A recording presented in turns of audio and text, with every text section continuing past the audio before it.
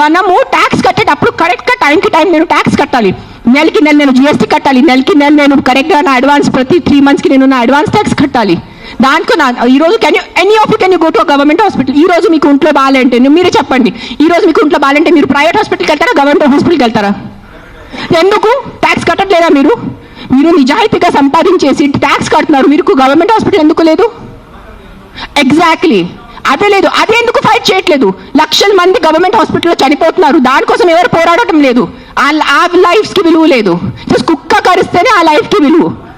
మీరు ఆలోచించుకోండి. This is all I'm saying why this press conference today is think once. ఒక్కసారి మీకు కొంచెం బుద్ధి, భయం, భక్తి ఏదైనా ఉంటే ఒక్కసారి ఆలోచించుకోండి. మీరు ఆ ఆలోచనతో మీకు ఏ ఆన్సర్ వస్తుంది అదే ఉంటుంది. కుక్కలు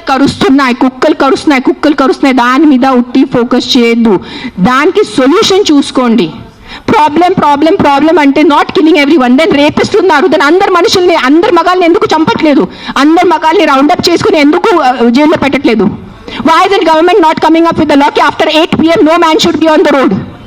ఎందుకు ఆ లా రావట్లేదు? ఇఫ్ మగాలే రోడ్ మీద లేదంటే ఆడవాళ్ళు శుభ్రంగా తిరగచ్చు కదా. ఎవరు రేప్ చేస్తారు ఆడవాళ్ళని? అది ఎందుకు మీకు ఆలోచన లేదు?